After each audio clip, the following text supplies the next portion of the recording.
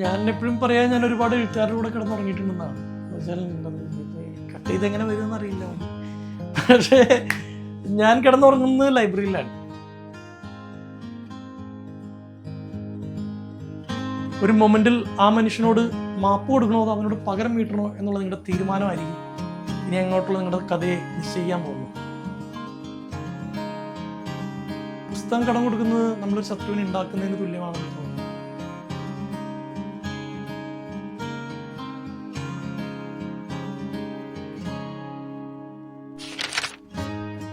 ഇപ്പോൾ വായിച്ചുകൊണ്ടിരിക്കുന്ന പുസ്തകം autobiography of യോഗി എന്ന പുസ്തകമാണ്. വളരെ ശ്രമകരമായിട്ടുള്ള വായനയാണ്. ഞാൻ ജീവിതത്തിൽ ആദ്യമായിട്ടാണ് ചാറ്റ് ജിപിടിയുടെ സഹായത്തോടു കൂടി ഒരു പുസ്തകം വായിക്കുന്നത്. കാരണം ഇതിനകത്ത് ഭയങ്കര ഹെവി ഇംഗ്ലീഷാണ് എൻ്റെ ലിറ്ററേച്ചർ വൈസ്. ചില വരികളുടെ അർത്ഥം മനസ്സിലാക്കാൻ ചാറ്റ് ജിപിടിയുടെ സഹായം ഉപയോഗിക്കാറുണ്ട്. ഇത് ഏതാണ്ട് ഒരു മാസമായിട്ട് വായിച്ചിട്ട് പകുതിയോളമൊക്കെ എത്തിയിട്ടുള്ളൂ. ഇതാണ് ആ പുസ്തകം. ഞാൻ ആക്ച്വലി പുസ്തക വായനയിലേക്ക് കടക്കുന്നത് ഞാൻ സെമിനാരിയിൽ ജോയിൻ ചെയ്തപ്പോഴാണ്. ഞങ്ങളെ പഠിപ്പിക്കാൻ വന്നൊരു ഗുരു ഉണ്ടായിരുന്നു, ബോബി ജോസ് കട്ടിക്കാട് എന്നാണ് അദ്ദേഹത്തിൻ്റെ പേര്. ഞങ്ങളെ പഠിപ്പിച്ചുകൊണ്ടിരിക്കുമ്പോൾ അദ്ദേഹം പുസ്തകം എഴുതുന്ന ഒരാളാണെന്ന് ഞങ്ങളുടെ റെക്ടറച്ചനൊക്കെ പറഞ്ഞറിഞ്ഞു.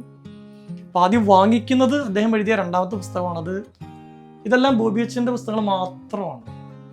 ഇടയ്ക്ക് ഒന്നോ രണ്ടോ സിമിലർ ലൈനിലുള്ള ഒഴിച്ചാൽ 10-14 പുസ്തകം അദ്ദേഹത്തിൻ്റെയാണ്. ആദ്യം അദ്ദേഹത്തിൻ്റെ വായിച്ച പുസ്തകം ഹൃദയവയലാണ്. ആദ്യമായിട്ട് പൈസ കൊടുത്ത് വാങ്ങിച്ച പുസ്തകം ഇത് തന്നെയാണ്.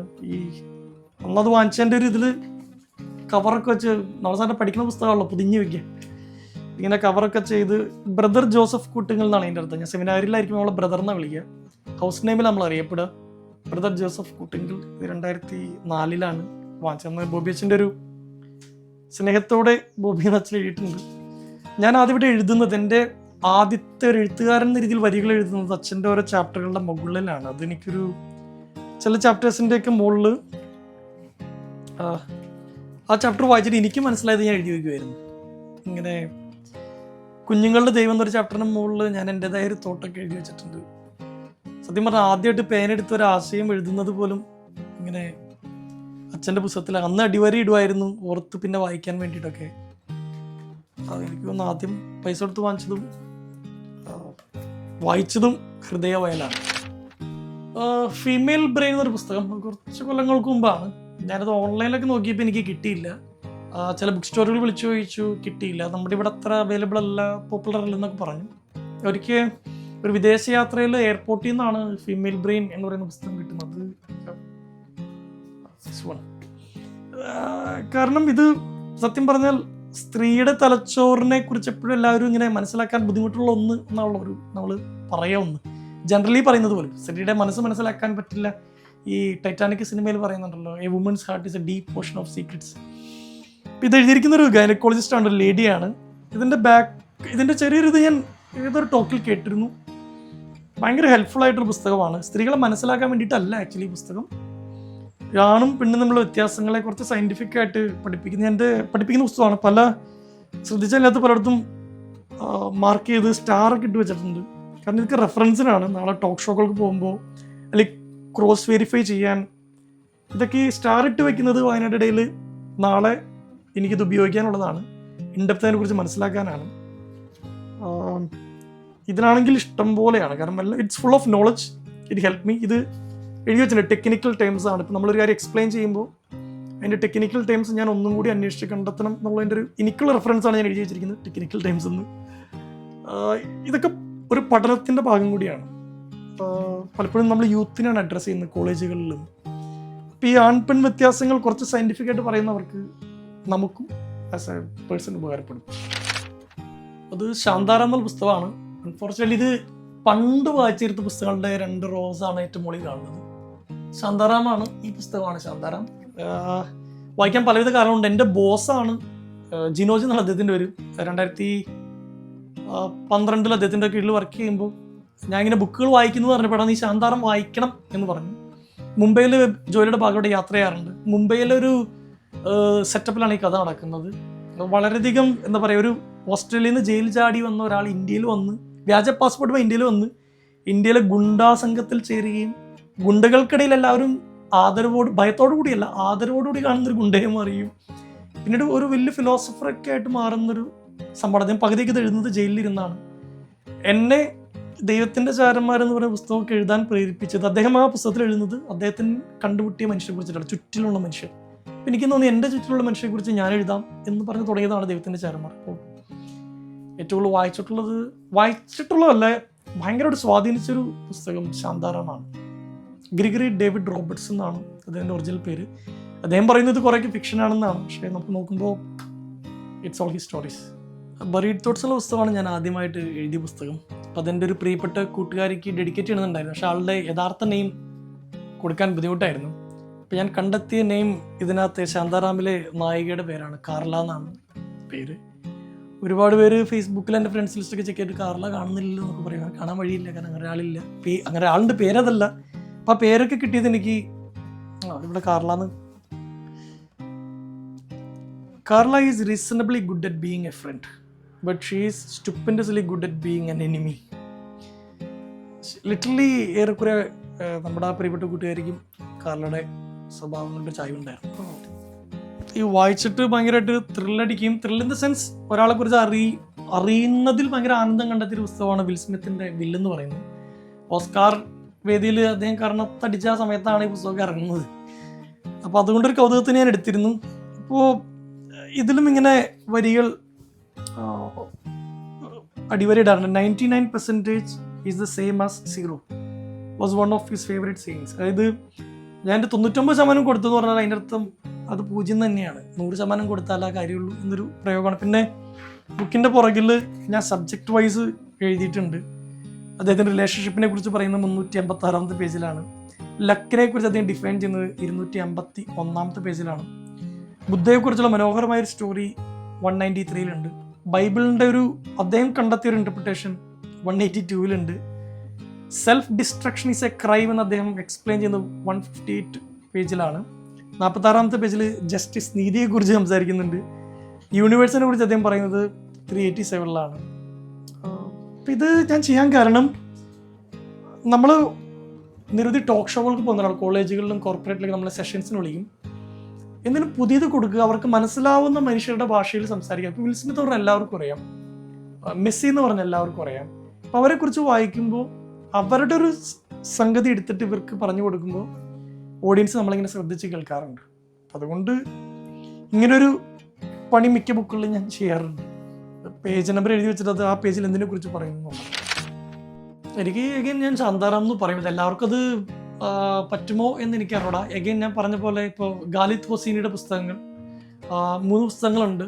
അത് 3ഉം വളരെയധികം എന്നെ സ്വാധീനിച്ചിട്ടുള്ള പുസ്തകങ്ങളാണ്. എനിക്ക് ഓതേഴ്സിനെയാണ് പിന്നെ സജസ്റ്റ് ചെയ്യാറുള്ളത്. പിന്നെ ബോബി അച്ഛൻ്റെ പുസ്തകം ബീങ് എ ക്രിസ്ത്യൻ പ്രീസ്റ്റ്, നിങ്ങൾക്ക് ചിലപ്പോൾ ഒരു ഇത് തോന്നുമായിരിക്കും, ഇത് മൊത്തം പള്ളിയും ഇത് ഓഫ്കോഴ്സ് അതിനകത്ത് കൂടുതലും ക്രൈസ്റ്റും കാര്യങ്ങളൊക്കെ വരുന്നുണ്ട്. പക്ഷെ അദ്ദേഹത്തിൻ്റെ ചില പുസ്തകങ്ങളിൽ ഇപ്പോൾ കൂട്ട് എന്നൊരു പുസ്തകമുണ്ട്, അവൾ എന്നൊരു പുസ്തകമുണ്ട്. നിങ്ങൾ കുറച്ചുകൂടി ഭേദപ്പെട്ടൊരു മനുഷ്യനാവും എന്നാണ് എനിക്ക് തോന്നുന്നത്. അതുപോലെ പുലർവെട്ടം എന്ന് പറഞ്ഞാൽ അദ്ദേഹത്തിൻ്റെ ഒരു സീരീസ് ഓഫ് ബുക്സ് തന്നെയുണ്ട്. ഇതാണ് പുലർവെട്ടം സീരീസിലെ 3ാമത്തെയാണിത്. ഇന്ദുലേഖ പബ്ലിഷേഴ്സാണിത് ഇറക്കിയിരിക്കുന്നത്. ഇതിലൊന്നും ക്രിസ്തുവോ കാര്യങ്ങളൊന്നുമില്ല. ഇപ്പോൾ ഒരെണ്ണം ചുള്ളിക്കാട്ടിനെ കുറിച്ചിട്ടാണ്, ഒരെണ്ണം ഈ ഒരു ചിത്രത്തെ കുറിച്ചിട്ടാണ്. ഓരോ ദിവസവും നിങ്ങൾക്ക് വായിച്ച് ധ്യാനിക്കാൻ പറ്റുന്ന രീതിയിൽ അറിവ് ഇങ്ങനെ കുത്തി നിറച്ച് വെച്ചിരിക്കുന്ന ഡെയിലി റീഡിങ്ങിനെ പറ്റിയൊരു പുസ്തകമാണ്. എനിക്കൊന്ന് ഈ ഒരു പുലർവട്ടം സീരീസ് ഇപ്പം എന്നെ കേൾക്കുന്ന ആളുകൾക്ക് തപ്പിപ്പിടിച്ച് വായിക്കാവുന്നതാണ്. 3 എണ്ണമാണ് ഇപ്പം ഇറങ്ങിയിട്ടുള്ളത്. രാത്രിയൊക്കെ ഉറങ്ങുന്നതിന് മുമ്പ് വായിക്കാൻ നല്ലത്. അതായത് നമ്മുടെ ബ്രെയിൻ ലാസ്റ്റ് കൺസ്യൂം ചെയ്യുന്ന അറിവ് നല്ലതാണെങ്കിൽ നമ്മുടെ ഉറക്കത്തെ സ്വാധീനിക്കുന്ന പറയാം. അതിന് നല്ലൊരു പുസ്തകമായിട്ട് എനിക്കിത് തോന്നുന്നു.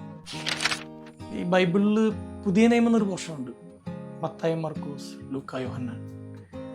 അത് ഞാൻ പലപ്പോഴും വീണ്ടും വീണ്ടും വായിക്കുമ്പോൾ എനിക്ക് പുതിയതായിട്ട് എന്തൊക്കെ കിട്ടുന്ന പോലെ തോന്നിയിട്ടുണ്ട്. ഒരു വില എന്ന് ഞാൻ കൺസിഡർ ചെയ്യുന്നത് ആ ഒരു 4 പുസ്തകങ്ങളാണ്. 4 പുസ്തകങ്ങൾ മാത്രമാണ് ബൈബിളിലെ. എനിക്ക് തോന്നുന്നു ഒന്നല്ലെങ്കിൽ അത് നമ്മുടെ കുഴപ്പമായിരിക്കും, നമ്മുടെ ടേസ്റ്റിൻ്റെ കുഴപ്പമായിരിക്കും. ഇപ്പം മഹത്തായ പുസ്തകം എന്നൊക്കെ പറഞ്ഞിട്ട് നമുക്ക് വായിച്ചു കൊടുക്കുമ്പോൾ നമുക്ക് ഒരു തരത്തിലത് ഉപകാരപ്പെടുന്നില്ല, നമുക്കത് എൻജോയ് ചെയ്യാൻ പറ്റുന്നില്ല. അങ്ങനെ ഇഷ്ടംപോലെ പുസ്തകങ്ങൾ ഉണ്ടായിട്ടുണ്ട്. തീരെ പ്രതീക്ഷിക്കാത്ത ചില പുസ്തകങ്ങൾ നമുക്ക് സർപ്രൈസ് തന്നിട്ടുണ്ട്. നമ്മൾ ആദ്യം ചെയ്ത കാര്യങ്ങൾ നമുക്ക് ഭയങ്കര മെമ്മറിക്ക്, ആദ്യത്തെ പ്രണയം അല്ലെങ്കിൽ ആദ്യത്തെ ബ്രേക്കപ്പ്, ആദ്യത്തെ ടൂർ, ആദ്യത്തെ പിക്നിക് എന്നൊക്കെ പറയുന്ന പോലെ everything you have done for the first time is close to your heart. ഇപ്പം എൻ്റെ കാര്യത്തിൽ അഗെയിൻ ശാന്താറാം എന്നുള്ള പുസ്തകമാണ് എന്നെ എഴുതാൻ പ്രേരിപ്പിച്ച പുസ്തകം. ആ പുസ്തകത്തിൽ വളരെ ഫേമസ് ആയിട്ടുള്ള വരി, the choices that you make between hating and forgiving can become the story of your life. ഒരു മൊമെൻറ്റിൽ ആ മനുഷ്യനോട് മാപ്പ് കൊടുക്കണോ അതോ അവനോട് പകരം വീട്ടണോ എന്നുള്ളത് നിങ്ങളുടെ തീരുമാനമായിരിക്കും ഇനി അങ്ങോട്ടുള്ള നിങ്ങളുടെ കഥയെ നിശ്ചയിക്കാൻ പോകുന്നു. ഇഷ്ടം പോലെ എനിക്കൊന്ന് പുസ്തകം കടം കൊടുക്കുന്നത് നമ്മളൊരു ശത്രുവിനെ ഉണ്ടാക്കുന്നതിന് തുല്യമാണെന്ന് തോന്നുന്നു. പിന്നെ നമുക്കുള്ള പ്രശ്നം ഇത് ആര് എപ്പോൾ എടുത്തുകൊണ്ട് പോയി എന്നുള്ളൊരു ഓർമ്മ പോലും ഇല്ലെന്നുള്ളതാണ്. പിന്നെ എടുത്തുകൊണ്ട് പോയവരത് വായിച്ചോ അതോ ചായ അതിൻ്റെ മുകളിൽ ഇങ്ങനെ വെക്കാൻ വേണ്ടി ഉപയോഗിച്ചോ നമുക്കൊരു ഐഡിയ ഇല്ല. ചില പുസ്തകമൊക്കെ അന്വേഷിക്കുമ്പോൾ കാണാറില്ല, അതാര് കൊണ്ടുപോയിന്ന് പോലും ഓർമ്മയില്ല. ഞാൻ പൊതുവെ വീട്ടിലേക്ക് വരുമ്പോൾ മറ്റേതൊരു നമ്മളൊരു ഇങ്ങനെ എൻ്റെ ലൈബ്രറി കാണണമെന്ന് ചോദിക്കാറുണ്ട്, അതങ്ങനെ ചോദിക്കാറില്ല. എനിക്ക് ഖാലിദ് ഹുസൈനിയുടെ പുസ്തകം വായിച്ചപ്പോൾ നമുക്ക് പൊതുവെ അങ്ങനെ പോകാനോ താമസിക്കാനോ ഒരു പക്ഷേ നമ്മൾ കേട്ട കഥകൾ വെച്ചിട്ട് ഈ അഫ്ഗാനിസ്ഥാനൊന്നും അത്ര നമ്മുടെ നാട് വെച്ച് നോക്കുമ്പോൾ നമുക്ക് അവിടെ പോയി താമസിക്കാനൊന്നും തോന്നുന്നില്ലല്ലോ. പക്ഷെ ഞാൻ ഈ അദ്ദേഹത്തിൻ്റെ kite runner and the mountains എക്കോർഡ്, 1000 സ്പ്ലെൻഡിഡ് സൺസ് എന്നുള്ള പുസ്തകങ്ങളൊക്കെ വായിച്ചു കഴിഞ്ഞപ്പോൾ കുറെ കൂടി സുന്ദരമായൊരു മനുഷ്യബന്ധങ്ങളും നാടും അവിടെ ഉണ്ടായിരുന്നു എന്നാ ബുക്ക് വായിച്ചപ്പോൾ എനിക്ക് തോന്നിയിട്ടുണ്ട്. എവിടേക്ക് അവർ കഴിക്കുന്ന ഭക്ഷണത്തെക്കുറിച്ച് അവരുടെ സൗഹൃദത്തെക്കുറിച്ചൊക്കെ പറയുമ്പോൾ അവിടുത്തെ ഈ പട്ടം പറപ്പിക്കുന്ന കളി അങ്ങനെയൊക്കെ വായിച്ചപ്പോൾ ഒന്ന് പോകണം എന്നൊക്കെ ആ സമയത്ത് തോന്നിയിരുന്നു. പിന്നെ 3 കപ്സ് ഓഫ് ടീ എന്നൊരു പുസ്തകമുണ്ട് ഗ്രേഗ് മോർട്ടൻസന്റെ. അദ്ദേഹം ഇങ്ങനെ കാരാകോറം 2 എന്ന് പറയുന്ന വലിയൊരു മൗണ്ടൻ എക്സ്പ്ലോർ ചെയ്യാൻ നേരത്ത് വഴിതെറ്റി എനിക്കൊന്ന് പാകിസ്ഥാനിലേക്ക് എത്തിപ്പെടുന്നുണ്ട്. അവിടുത്തെ ആളുകളുടെ വാമായിട്ട് വെൽക്കമിങ്ങും പിന്നെ അയാൾ അവിടെ നോക്കുമ്പോൾ പിള്ളേർ മഞ്ഞുമലയിൽ എഴുതിയാൽ പഠിക്കുക, അവർക്ക് നല്ല വിദ്യാഭ്യാസ സ്ഥാപനങ്ങളില്ല. പിന്നെ പിള്ളേർ അദ്ദേഹത്തിൻ്റെ ജീവിതം മാറ്റിവെച്ച് അവിടെ 4 or 5 സ്കൂളുകൾ ആരംഭിക്കുന്നുണ്ട്. അതൊക്കെ കേട്ടപ്പോൾ അവിടുത്തെ ആ കൾച്ചറൊക്കെ കേട്ടപ്പോൾ I felt like going there. ഇതൊക്കെ വായിക്കുന്നത് ഒരു 6-7 കൊല്ലം മുമ്പാണ്. ഇന്നിപ്പോൾ പോകണമെന്ന് വെച്ചാൽ അറിയില്ല. ഞാൻ ഏറ്റവും കൂടുതൽ വെയിറ്റ് ചെയ്തിട്ടുള്ള പുസ്തകങ്ങൾ ഒന്ന് ഖാലിദ് ഹുസൈനിയുടെ പുസ്തകങ്ങളാണ്. അദ്ദേഹം 4 വർഷം കൂടുമ്പോൾ മാത്രം പുസ്തകം എഴുതുന്ന ഒരാളാണ്. ആദ്യം കൈറ്റ് റണ്ണർ എഴുതി, പിന്നെ ഒരു 4-5 വർഷം കഴിയുമ്പോൾ 1000 സ്പ്ലെൻഡിഡ് സൺസ് എഴുതി, പിന്നെ ഒരു 4-5 വർഷമായിട്ടാണ് ആൻഡ് ദി മൗണ്ടൻസ് എക്കോർഡ് എഴുതുന്നത്. ഇപ്പം അദ്ദേഹം പുസ്തകം എഴുതാറ് പോലും ഇല്ല. നമ്മളിങ്ങനെ ഒരുപാട് സ്നേഹിക്കുന്ന ഓദറിൻ്റെ സ്വഭാവം നമുക്കും കിട്ടുമെന്ന് തോന്നുന്നു. ഞാൻ ആദ്യം എഴുതിയ പുസ്തകം ബറീഡ് തോട്ട്സ്, അത് കഴിഞ്ഞ് 4 വർഷം കഴിഞ്ഞാണ് ദൈവത്തിൻ്റെ ചാരന്മാർ, അത് കഴിഞ്ഞ് 4 വർഷം കഴിഞ്ഞിട്ടാണ് സ്നേഹം കാമം ഭ്രാന്ത്. ഇപ്പം അടുത്ത ബുക്കിന് ഇപ്പോൾ 4 വർഷം ആവാൻ പോകുന്നു. അപ്പം അദ്ദേഹത്തിൻ്റെ ബുക്കുകൾ ഇങ്ങനെ കത്തിരിക്കാറുണ്ട്, ബോബീസിൻ്റെ ബുക്കുകളും കത്തിരിക്കാറുണ്ട്. ശിവജി സാവന്തിൻ്റെ കർണൻ എന്നൊരു പുസ്തകമുണ്ട്. അത് ജ്ഞാനപീഠ പുരസ്കാരം കിട്ടിയതാണെന്നാണ് ഞാൻ മനസ്സിലാക്കുന്നത്. ഞാനിത് വായിച്ചു തീർക്കുന്ന ലാസ്റ്റ് ലൈൻ ബസ് സ്റ്റോപ്പിൽ ഇരുന്നിട്ടാണ്. ബസ്സിൽ ഇങ്ങനെ വായിച്ചുകൊണ്ടിരിക്കുന്ന അവസാന പേജ് എത്തി, മിർച്ചിയുടെ സ്റ്റുഡിയോ തൊട്ടപ്പുറത്തുണ്ട്. ഞാൻ ആ ബസ് സ്റ്റോപ്പിൽ ഇരുന്നിട്ട് കർണൻ്റെ കുറിച്ചുള്ള ലാസ്റ്റ് പോർഷൻ വായിച്ച് ലിറ്ററലി ഞാൻ കണ്ണിങ്ങനെ നിറഞ്ഞിട്ടുണ്ട്. അപ്പം നമുക്ക് തോന്നിയത് ഇതേ ഇനിയൊരു എക്സ്പീരിയൻസ് കിട്ടില്ലല്ലോ, ഞാൻ വായിച്ചു പോയല്ലോ, ഇനി രണ്ടാമത് വായിക്കുമ്പോൾ ആദ്യത്തെ ഒരു എക്സ്പീരിയൻസ് ഉണ്ടാവില്ല എന്നുള്ള ചിന്തയിൽ ഒരു സങ്കടമൊക്കെ തോന്നിയിട്ടുണ്ട്. ഞാൻ എപ്പോഴും പറയാൻ ഞാൻ ഒരുപാട് എഴുത്തുകാരുടെ കൂടെ കിടന്നുറങ്ങിയിട്ടുണ്ടെന്നാണ്. എന്നുവെച്ചാൽ കട്ട് ചെയ്ത് എങ്ങനെ വരുമെന്ന് അറിയില്ല. പക്ഷേ ഞാൻ കിടന്നുറങ്ങുന്നത് ലൈബ്രറിയിലാണ്. ഞാൻ കാണുന്നത് എൻ്റെ തല അവിടെ നിന്ന് വെച്ചിട്ട് ഇങ്ങോട്ടേക്കാണ് തിരിഞ്ഞ് കിടക്കുന്നത്. അപ്പോൾ എപ്പോഴും രാവിലെ ആദ്യം കാണുന്നത് പുസ്തകങ്ങളാണ്, രാത്രി കിടക്കുന്നതിന് മുമ്പും കാണുന്നത് പുസ്തകങ്ങളാണ്. എത്രയോ എഴുത്തുകാർ അവരുടെ ജീവിതം, അവരുടെ സ്വപ്നങ്ങൾ, അവരുടെ സ്ട്രഗിളുകൾ, അന്വേഷണങ്ങളൊക്കെ വരികളിലാക്കി വെച്ചിരിക്കുന്ന മാജിക് ബോക്സുകളാണ് ഈ പുസ്തകം എന്ന് എനിക്ക് തോന്നുന്നു. ഒരനുഭവം നമ്മളെ കോൺസ്റ്റൻ്റ് ഇൻസ്പയറിംഗ് ആണ്. നമ്മളിപ്പോൾ എഴുതിക്കൊണ്ടിരിക്കുന്ന പുസ്തകം കുറച്ചുകൂടി ഭംഗിയാക്കാനും കുറച്ചുകൂടി വേഗത്തിൽ കാര്യങ്ങൾ പൂർത്തിയാക്കാനൊക്കെ ഈ ഒരു പുസ്തകങ്ങൾ നടുവിൽ കിടന്നുറങ്ങുന്ന ജീവിക്കുന്ന ഈ ഒരു അനുഭവം സഹായിച്ചിട്ടുണ്ട്. ഇതാണ് എൻ്റെ റൂമിലുള്ള ലൈബ്രറി. മുകളിലൊരു ചെറിയ വർക്ക് സ്പേസ് ഉണ്ട്, അവിടെ ഒരു കുട്ടി ലൈബ്രറി ഉണ്ട്. നമുക്കൊന്ന് അവിടേക്കും ജസ്റ്റ് ഒന്ന് പോകാം. ഇത് ചെറിയൊരു ലൈബ്രറിയാണ്. ആക്ച്വലി ഇതെൻ്റെ ഒരു ഓഫീസ് സ്പേസ് എന്ന് പറയാം. ചിലപ്പോൾ നമ്മളെ കാണാൻ ആളുകൾ വരുന്നതും ഒക്കെ ഇവിടേക്കാണ്. ഇത് കൂടുതൽ ബുക്കുകളും എന്നെ കാണാൻ വരുന്നവർ സമ്മാനിക്കുന്ന പുസ്തകങ്ങളുണ്ട്. പിന്നെ എൻ്റെ ഒരു ടോക്ക് പ്രിപ്പറേഷനൊക്കെ ഞാൻ ഇവിടെ വന്നിരിക്കാറ്, എഴുതാനിരിക്കുന്നതും ഈ സ്പേസിലാണ്. ഇപ്പോൾ പലതും റെഫറൻസ് ആയിട്ട് എടുക്കുന്ന പുസ്തകങ്ങളുണ്ട്. ഇപ്പോൾ പോപ്പ് ഫ്രാൻസിസ് മരിച്ച സമയത്ത് അതിനു മുമ്പേ വായിച്ചിരുന്നൊരു പുസ്തകമാണ് ഗോഡ് ഈസ് യങ് എന്ന് പറയുന്ന പുസ്തകം. അത് അധികം ആളുകൾ കേട്ടിട്ടില്ല. അദ്ദേഹത്തിൻ്റെ ഓട്ടോബയോഗ്രഫിയാണ് ഏറ്റവും കൂടുതൽ ആളുകൾ കേട്ടിട്ടുള്ളത്. ഇത് പോപ്പ് ഫ്രാൻസിസ് കൊടുത്ത ഇൻ്റർവ്യൂസിൻ്റെ കളക്ഷനാണ്. ഇതിന് ഈ ചെറിയ ബുക്കിന് തന്നെ എനിക്കൊന്ന് 500 അടുത്ത് ഇതിൻ്റെ എല്ലായിടത്തും കിട്ടാനേ ഇല്ലായിരുന്നു ഈ സാധനം. അപ്പോൾ എന്നിട്ട് അന്ന് അതിനെക്കുറിച്ചൊരു വീഡിയോ യൂട്യൂബിൽ ചെയ്തിരുന്നു. അപ്പോൾ അതിനുവേണ്ടി റെഫറൻസിനൊക്കെ എടുക്കുന്നതാണ്. അതുപോലെ ഗിഫ്റ്റ് കിട്ടുന്നതാണ് ഇവിടെ പുസ്തകം. പിന്നെ ഇത് പുസ്തകക്കൂട്ടെന്ന് പറഞ്ഞ് ഒരു മഷിക്കൂട്ടെന്നൊരു പ്രസാധകരുണ്ട്. ഇത് ഈ തിരുമേനി സുഹൃത്തെന്ന് പറയാൻ മാത്രം സ്വാതന്ത്ര്യം എനിക്കില്ല. പക്ഷെ അദ്ദേഹം തൻ്റെ പുസ്തകങ്ങൾ ഇറങ്ങുമ്പോൾ എനിക്ക് അയച്ച് കിട്ടാറുണ്ട്. താഴത്ത് നമ്മുടെ ലൈബ്രറിയിൽ എൻ്റെ കട്ടിലിനരികെ ഒരു ബുക്ക് വെച്ചിട്ടുണ്ട്. ഇദ്ദേഹത്തിൻ്റെ ചെറിയ തോട്ട്സ് പലപ്പോഴും രാത്രി വായിച്ച് കിടക്കാറുണ്ട്. കുട്ടി കുട്ടി കുറിപ്പുകളാണ്. ചിലപ്പോൾ റെഫറൻസിന് അത് എടുക്കും. പിന്നെ ഈ ഗിവ് ആൻഡ് ടേക്ക്, ഇതൊക്കെ ഞാൻ ഈ കോർപ്പറേറ്റിലൊക്കെ ക്ലാസ്സുകൾക്ക് പോകുമ്പോഴൊക്കെ ഭയങ്കര യൂസ് ചെയ്യപ്പെട്ട എനിക്ക് ഉപകാരപ്പെട്ട പുസ്തകമാണ്. ഇതൊക്കെ ഒരു പഠനത്തിൻ്റെയും പ്രിപ്പറേഷൻ്റെയും ജോലിയുടെയും ഭാഗമായിട്ടുള്ള വായനകൾ പലതും ഇവിടെയുണ്ട്. പിന്നെ എന്നെ കാണാൻ വരുന്നവർ സമ്മാനിക്കുന്ന പുസ്തകങ്ങൾ നേരെ ഇവിടേക്ക് കൊണ്ടുവയ്ക്കാനാണ് പതിവ്.